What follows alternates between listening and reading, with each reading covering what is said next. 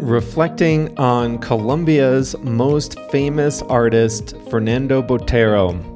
Hi there, everyone. I'm Jeff, and this is Plain English, where we help you upgrade your English with current events and trending topics. This is lesson number 621, so you can find the full lesson at plainenglish.com/621. On today's story, Fernando Botero was Colombia's most famous artist. His paintings and sculptures featured oversized characters. He died last month, so today we'll take a look at his life and work. In the second half of today's lesson, I'll show you how to use the English expression call attention to, and we have a song of the week. Let's get going.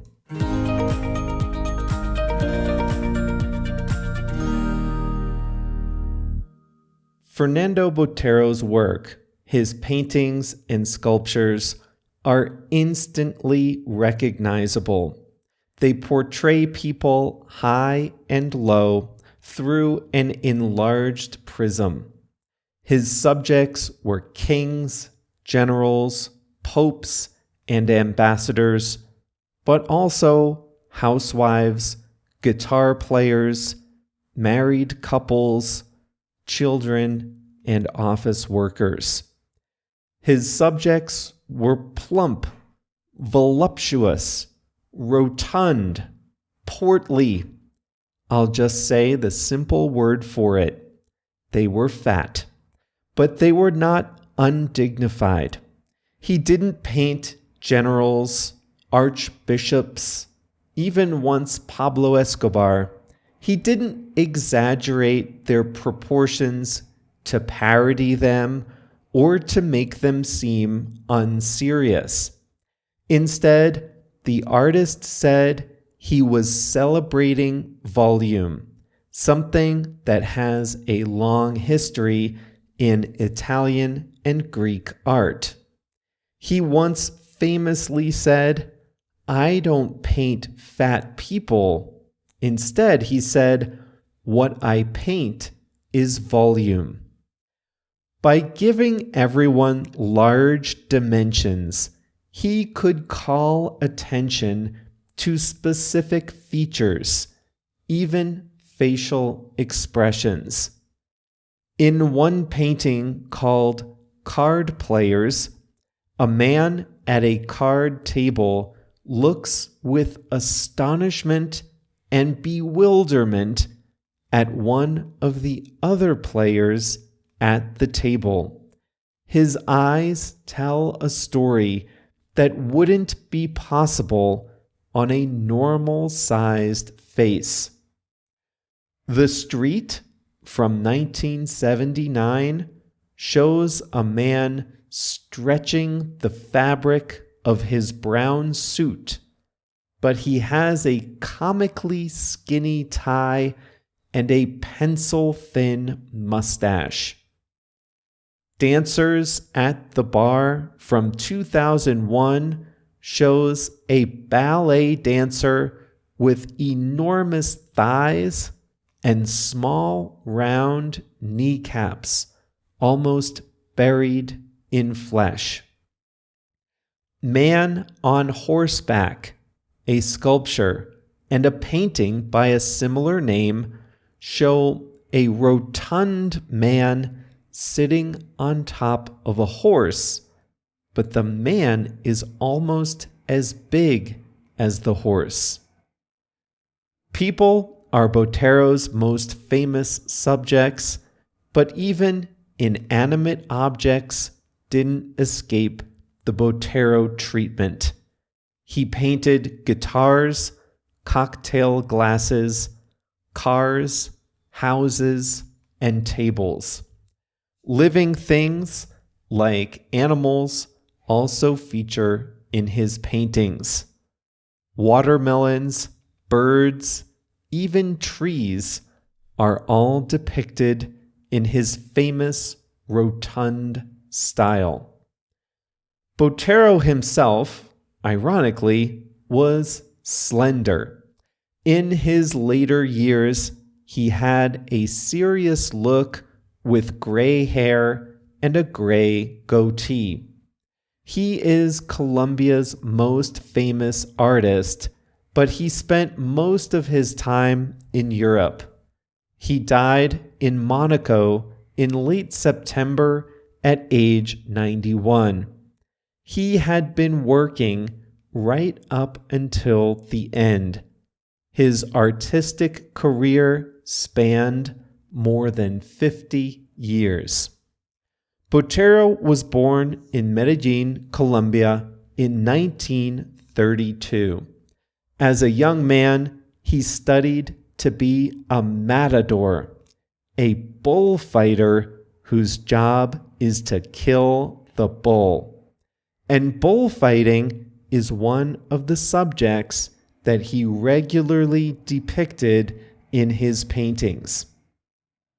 Botero's big break came in 1961 when the Museum of Modern Art in New York City bought a painting called Mona Lisa, age 12. The painting depicted the Mona Lisa in his signature plump style. Her eyes, looking to her left, are extra large. That sale raised his profile and his popularity, though not in the art community.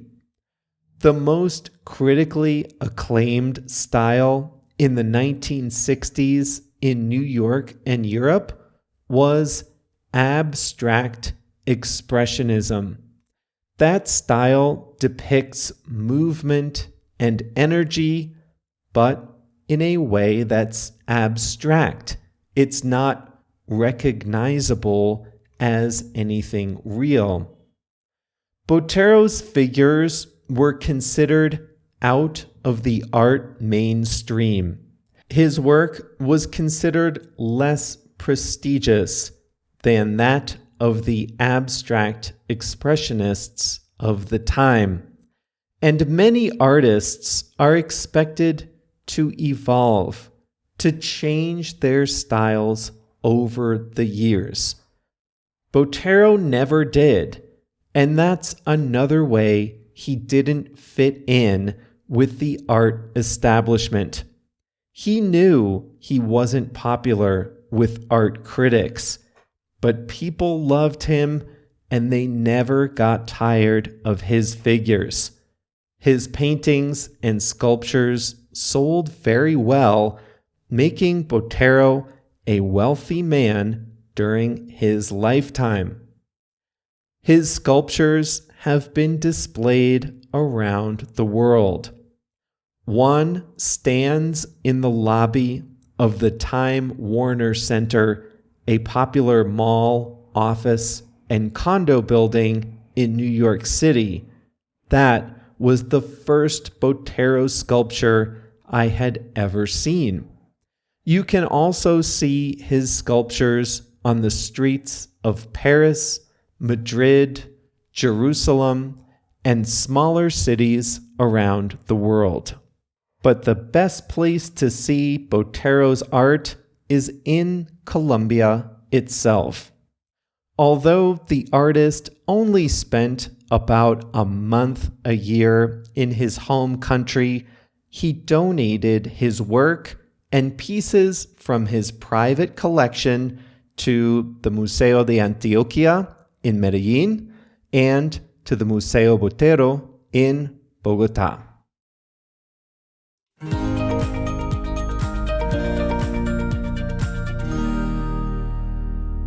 I have been to both of those museums. They are both excellent. There are many great things to do and see in Colombia, but these two museums alone are worth a trip.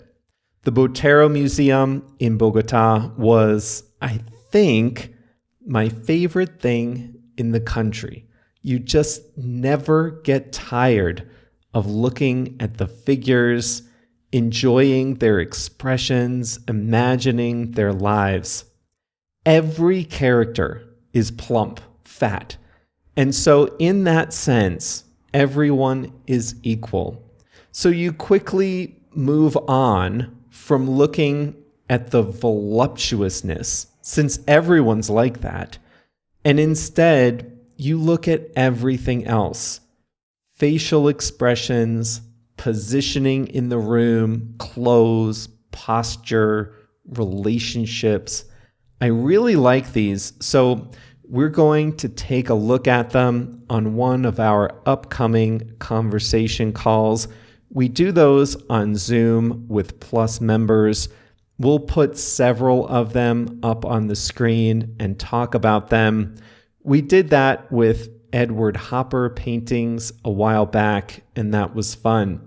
So if you're not yet a Plus member and you want to join the Botero call, you still have time. Just go to plainenglish.com/plus, sign up, and literally 1 minute later, you'll see the schedule and the Zoom links to join the calls. plainenglish.com/plus.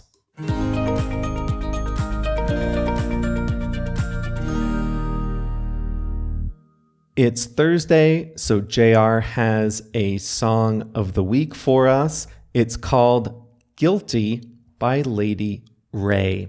This is what you would call a classic soul sound. Here are some of the lyrics.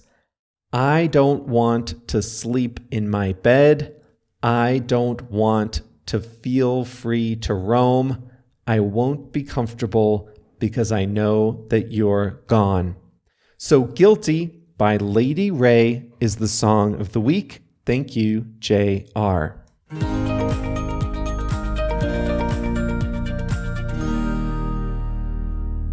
Call attention to is the expression I want to show you today. It means exactly what you think it means.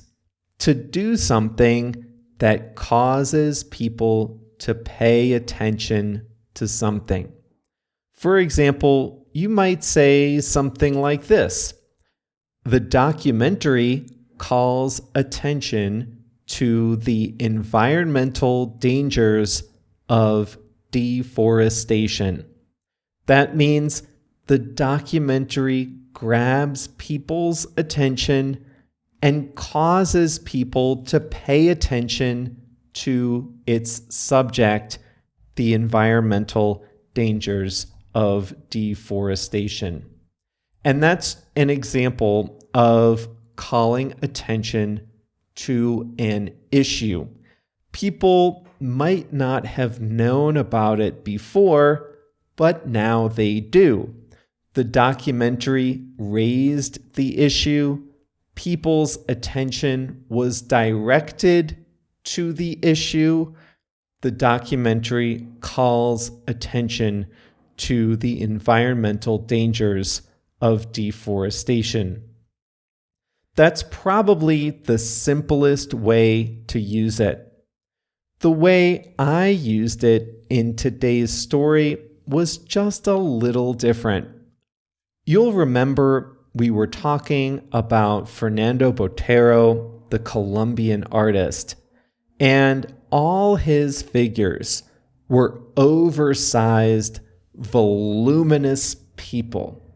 And I said that by making his subjects so large, he can call attention to specific features. That means just by the way he paints, he can make sure that his audience's attention goes to certain things. For example, if an artist paints a woman's face in exactly the right proportions, it's hard to call attention to the woman's eyes, for example. If a painter is true to reality, there's only so much he can do to call someone's attention to a character's eyes. But Botero made everything out of proportion, and that made it easier for him to call attention to specific parts of a body. He did this best with eyes, in my opinion. The eyes of his subjects are fascinating, but he also calls attention to the mouth, the knees, the arms, the legs, the feet of his subjects. So this is call attention to in a general sense. Now, often we insert a possessive pronoun in between call and attention. A possessive pronoun is like your, his, her, its, their, or our. So imagine you are giving a tour of a museum exhibit. You're speaking to a group of people on the tour. Now you want these people, not just anyone, these people on your tour, you want them to pay attention to something. So you can say, I'd like to call your attention to the artist's use of color in this painting. I'd like to call your attention to simply means I'd like you to pay attention to the artist's use of color in this painting. So I'd like to call your attention to is a polite way of saying I want you to pay attention to this. Now, I used to give presentations a lot, business presentations. And when you read the room, you sometimes notice people's attention waning, or you notice that they're confused. You want to recenter their attention. So you can say, I'd like to call your attention to the chart at the bottom of page 10. So again, that's a polite way of saying, hey, look at the chart on page 10. Pay attention here. Okay? A man using a wheelchair was going through security in Milan's airport. Security for wheelchair users can be a little different than for others. Now, as the man was going through security, a drug-sniffing dog identified something suspicious. Police came to the scene, and the dog called their attention to the wheelchair itself. And that's where they found $1.5 million of cocaine hidden in the crevices of the wheelchair. The dog called the security officer's attention to the chair, which they searched. The man, by the way, stood up and was marched to jail. I recently renewed my residency here in Mexico. That was a fun entire day spent at the immigration office. I followed the instructions carefully. I showed up with all my paperwork in order. I got through the line and I stood at the first window. The woman at the window called my attention to one missing document. She made me pay attention to that. She told me about that. So I rushed down the street to a copy shop, printed the document I needed, and went back to the office. When I saw her again, I called her attention to the fact that my file was complete. Now, a lot of you listen in the car, you listen on the go, you listen as you do the dishes, you listen on your morning walks with your dogs. Some of you even listen as you go to sleep. I don't know whether to take that as a compliment or not, but if you've only ever listened on a podcast app or on Spotify, I'd like to call your attention to the website where we have a full transcript of each lesson, plus additional resources to help you upgrade your English. The full lesson for today is at plainenglish.com/621. And that is all for today. See you right back here on Monday.